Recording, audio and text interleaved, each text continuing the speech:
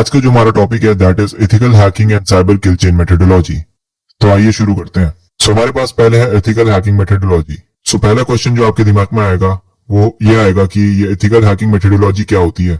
सो जब भी आप एक टारगेट को हैक करने की कोशिश करते हो तो you have to follow a certain process. आप डायरेक्टली उसको हैक नहीं करते, आप एक मेथोडोलॉजी को रेफर करते हो जिसको हम एथिकल हैकिंग मेथोडोलॉजी कहते हैं। इस प्रोसेस में 5 स्टेप्स होते हैं। पहला स्टेप होता है रिकॉग्निसेंस और फुटप्रिंटिंग, दूसरा है स्कैनिंग, तीसरा है गेनिंग एक्सेस, चौथा है मेंटेनिंग एक्सेस और पांचवा है क्लियरिंग ट्रैक्स। इसको डिटेल में जानने के लिए मैंने यहाँ पे एक टेबल बनाई है जिसमें हर फेज के रिगार्डिंग उसका डिस्क्रिप्शन है और क्या टेक्निक्स वहां पे यूज होती है। तो सबसे पहले जब हम एक टारगेट को सिलेक्ट करते हैं तो सबसे पहले हम क्या करते हैं, उसका रिकॉग्निसेंस करते हैं। रिकॉग्निसेंस मतलब उसके बारे में इंफॉर्मेशन गैदर करते हैं, हम उसकी रेकी करते हैं कि टारगेट क्या है, क्या उसके एसेट्स हैं और कौन सी चीजों को हम टारगेट कर सकते हैं। इसको ऐसा समझो सिंपल भाषा में, जैसे जब एक चोर को एक बिल्डिंग में ब्रेक इन करना होता है तो सबसे पहले वो बिल्डिंग में क्या देखता है, वो देखता है कि कितने दरवाजे हैं मेरे पास, कितनी खिड़कियां हैं मेरे पास, कौन सी जगह से मैं अंदर घुस सकता हूँ। So that is recognisance.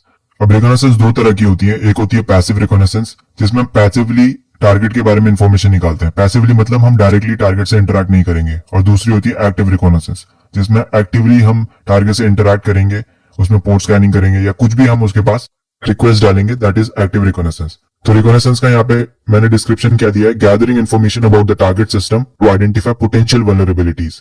सो हमने क्या किया था, जो मैंने चोर का एग्जांपल दिया था कि वो बिल्डिंग में क्या देखेगा, कौन से दरवाजे हैं, कौन सी खिड़कियां हैं, हमारे पास क्या टारगेट हम कर सकते हैं, क्या अटैक सरफेस है हमारे पास।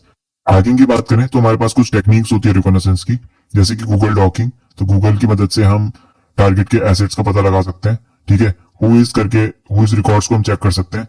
दूसरा है डीएनएस इन्यूमरेशन, उसके डीएनएस सर्वर को इन्यूमरेट कर सकते हैं। और कुछ सोशल इंजीनियरिंग टैक्टिक्स होती है। तो ये कुछ टेक्निक्स है जो आप रिकॉग्निसेंस में फॉलो करते हो। अब दूसरा फेज है हमारे पास स्कैनिंग। सो रिकॉग्निसेंस करने के बाद हमें ये पता चल गया हमारे पास क्या अटैक सरफेस है। तो अगर मैं वही एग्जांपल वापस लूं तो एक बिल्डिंग को ब्रेक इन करने के लिए मेरे पास मुझे पता लग गया कितने खिड़कियां मेरे पास है, कितने दरवाजे मेरे पास है और अलग अलग तरह के एंट्रेंसेस, क्या पता छत में कोई एंट्रेंस हो, वो सारी चीजें हमें रिकॉग्निसेंस फेज में पता चल गई है। स्कैनिंग फेज में हम क्या करेंगे, हम ऐसे खिड़की और दरवाजे ढूंढेंगे जिसको हम ब्रेक इन कर सकें इजिली। क्या पता कोई खुली हुई खिड़की हो, क्या पता कोई ऐसा दरवाजा हो जिसको हम आसानी से उसका लॉक पिक करके अंदर घुस सकें, या कोई ऐसा दरवाजा हो जिसको हम तोड़ सकें, ठीक है। तो वो स्कैनिंग फेज में आएगा। So using tools to identify vulnerabilities in the target system through various scans. तो अलग अलग स्कैन हम परफॉर्म करते हैं हैकिंग में, ठीक है। एनमैप की मदद से हो गया और अलग अलग आपके वल्नरेबिलिटी स्कैनर होते हैं। तो टेक्निक्स क्या क्या यूज हुई है इसमें, network mapping, port scanning, vulnerability scanning. तो अभी हम स्कैन कर रहे हैं। पहले हमने ढूंढा हमारा टारगेट अटैक सर्फेस क्या है, अब हम देख रहे हैं कि उन अटैक सर्फेस में जो खिड़की दरवाजे में मिला है उसमें कोई ऐसा वीक पॉइंट है, ऐसी कोई वल्नरेबिलिटी है जिसको हम यूज कर सकें अंदर घुसने के लिए, ठीक है। उसके बाद तीसरा स्टेप आएगा आपका गेनिंग एक्सेस, एक्सप्लॉयटेशन फेज, जो सबसे एक्सोटिक फेज है, जो सब करना चाहते हैं, that is exploiting the system के अंदर घुसना। तो इसमें क्या करेंगे, हम जो भी वल्नरेबिलिटी हमें स्कैनिंग फेज में मिली है, attempting to exploit identify vulnerabilities to gain unauthorised access to the system. तो जो वल्नरेबिलिटीज हमें इस फेज में मिली है उसका यूज करके हम अंदर घुसेंगे।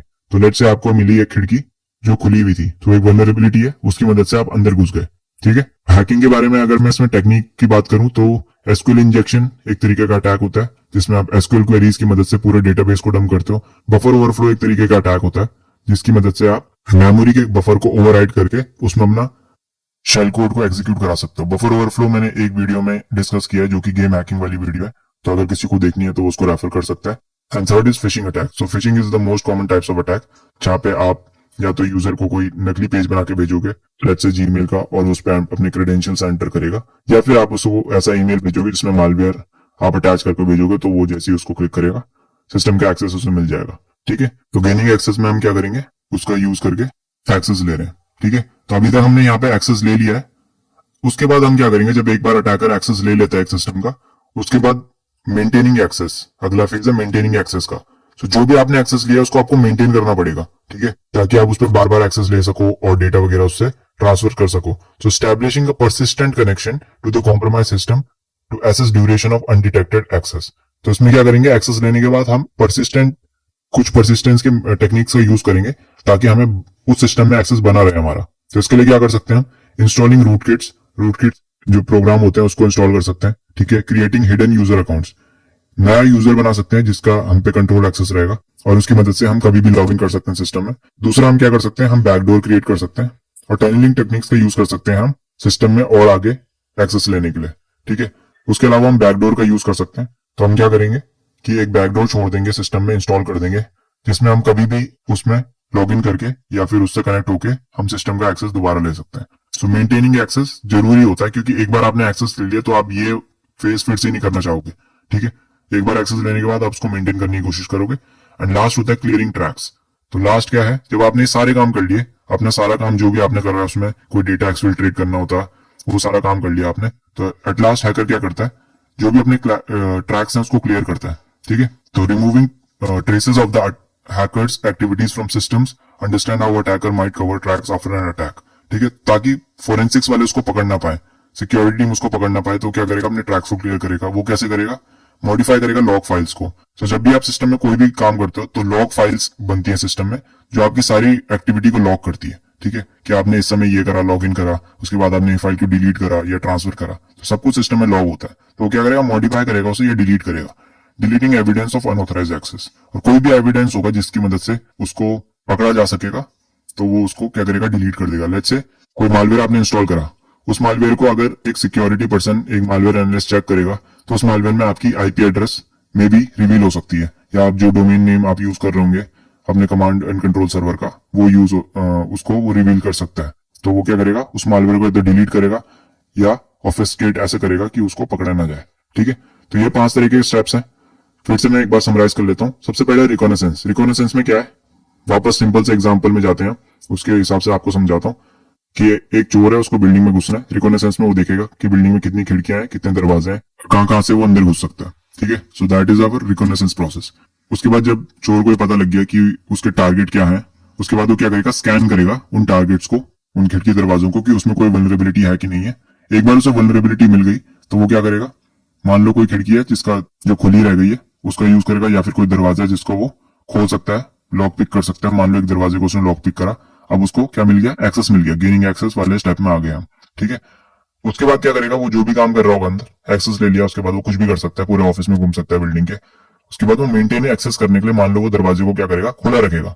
ठीक है, ताकि वो बार बार उससे अंदर बाहर जा सके, जो काम करना है उसे, वहां से जो कुछ चुराना है वो सारी चीजें कर सकेगा। और लास्ट में क्या करेगा, क्लियर करेगा अपने सारे ट्रैक्स को। तो इसमें क्या हो सकता है, सीसीटीवी वगैरह, मान लो सीसीटीवी कैमरा थे तो उसकी फीड को डिलीट करेगा, उसके कोई फिंगरप्रिंट्स वगैरह हो, कुछ भी हो सकता है।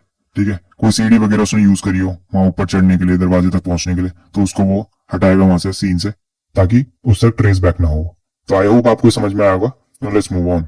नेक्स्ट है हमारे पास साइबर किल चेन मेथोडोलॉजी। तो इसके बारे में पहले भी डिस्कस कर चुका हूँ। Cyber kill chain methodology Lockheed Martin द्वारा दी गई थी, तो मिलिट्री से इंस्पायर्ड होकर इसको क्रिएट किया गया था। सो जैसे मिलिट्री में काम होता है उसी तरीके से इसको साइबर किल चेन मेथोडोलॉजी को फॉर्म किया गया था, यह दिखाने के लिए कि एक अटैकर एक साइबर अटैक कैसे परफॉर्म करता है। तो इसमें 7 स्टेप है। पहला स्टेप है रिकॉन, दूसरा स्टेप है वेपनाइजेशन, तीसरा स्टेप है डिलीवरी, चौथा स्टेप है वेब एक्सप्लॉयटेशन, पांचवा है इंस्टॉलेशन, छठा है कमांड एंड कंट्रोल, और लास्ट है एक्शंस ऑन ऑब्जेक्टिव्स। हम इसको डिटेल में समझते हैं। तो मेरे पास वापस यहाँ पे टेबल बनाई है मैंने। तो पहला स्टेप क्या होगा, रिकॉनेसेंस। हमारे पास एक टारगेट है, तो अटैकर क्या करेगा, पहले attacker will gather information about the target to identify vulnerabilities. This include studying public data, websites and social media. तो सबसे पहले क्या करते हैं, रिकॉन करते हैं, जैसे हमने एथिकल हैकिंग मेथोडोलॉजी में भी देखा था। बिना रिकॉनेसेंस के कोई भी हैकिंग अटैक पॉसिबल हो ही नहीं सकता जब तक आपके पास टारगेट के बारे में इनफ इन्फॉर्मेशन नहीं है। ठीक है, तो इसमें क्या क्या हम चीजें टेक्निक का यूज करते हैं, ओपन पोर्ट स्कैन करेंगे एंड मैप से, कलेक्टिंग डेटा ऑन एम्प्लॉइज, कौन से एम्प्लॉइज वहां काम करते हैं, आइडेंटिफाइंग सिक्योरिटी मेजर्स। ठीक है, क्या क्या सिक्योरिटी मेजर वो यूज कर रहे हैं, फायरवॉल कौन सी है, कौन सा वेब सर्वर यूज कर रहे हैं, कौन सी टेक्नोलॉजी वो यूज कर रहे हैं वेबसाइट में, ये सारी चीजें हम रिकॉनेसेंस से देखेंगे। उसके बाद नेक्स्ट स्टेप होता है, जब आपने रिकॉनेसेंस कर लिया तो वेपनाइजेशन। अब आप क्या करोगे, इस इंफॉर्मेशन के बेसिस पे जो भी आपने कलेक्ट करा है उसके बेसिस पे आप एक मालवेयर को फॉर्म करोगे, एक पेलोड बनाओगे। The attacker creates a malicious payload like virus, worm paired with an exploit that targets identify vulnerabilities। तो लेट्स से आपको कोई vulnerability मिली यहाँ पे और उसके बेसिस पे आपने एक पेलोड बनाया, या आपको पता लगा कि कोई एम्प्लॉय है, मान लो HR डिपार्टमेंट से किसी एम्प्लॉय को आपने टारगेट किया और उसके रिगार्डिंग आपने एक ईमेल बनाया। ठीक है, एक ईमेल बनाया आपने और उस ईमेल में आपने एक अटैचमेंट लगाया। उस अटैचमेंट में क्या है, एक मलिशियस पेलोड आपने एम्बेड कर रखा है।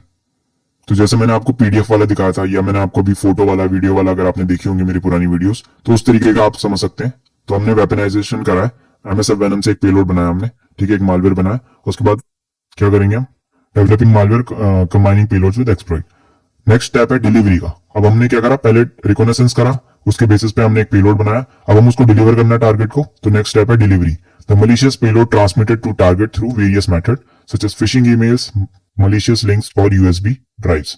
तो अब हम क्या करेंगे, टारगेट को जो हमने पेलोड बनाया उसको सर्व करेंगे। कैसे करेंगे, फिशिंग ईमेल भेज सकते हैं, जैसे कि मैंने आपको एचआर का एग्जांपल दिया था, या फिर हम क्या कर सकते हैं, यूएसबी छोड़ सकते हैं उसके उनके पार्किंग लॉट में, तो क्या पता कोई उठा ले, या किसी को हम फिजिकली मेल भी कर सकते हैं यूएसबी, तो हो सकता है उसके नाम के साथ वो क्या पता उसे अपने सिस्टम में लगा ले और उससे हमें इनिशियल एक्सेस मिल जाए। किन्हीं ऐसी वेबसाइट को टारगेट कर सकते हैं जो जो एम्प्लॉइज है कंपनी के वो फ्रीक्वेंटली विजिट करते हैं, उसको हम हैक कर सकते हैं और उसके द्वारा हम मालवेयर को भी डिलीवर कर सकते हैं, ठीक है।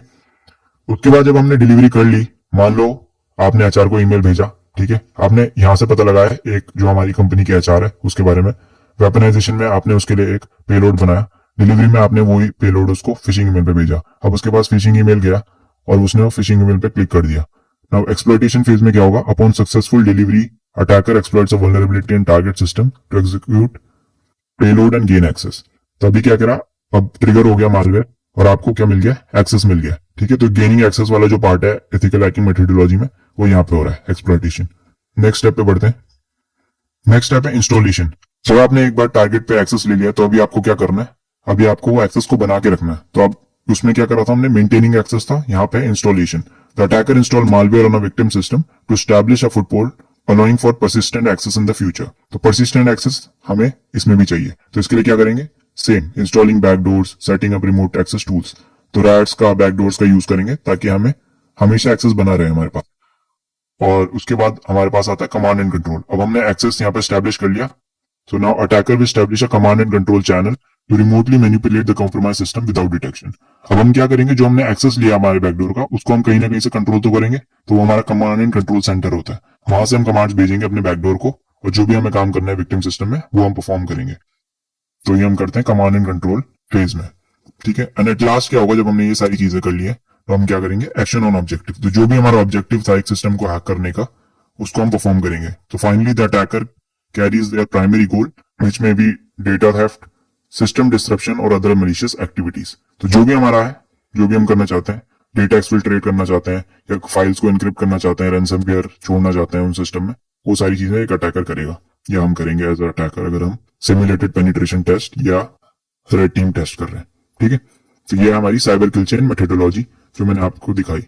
इसमें 7 स्टेप है, ये डिटेल स्टेप है, ये रेड टीमिंग में ज्यादा कंसीडर होती है एंड जो आपकी इथिकल हैकिंग मेथोडोलॉजी है वो आपकी पेनिट्रेशन टेस्टिंग में यूज होती है यूजुअली, ठीक है। तो आपको आई होप ये समझ में आया होगा। On that note let's mark the end of this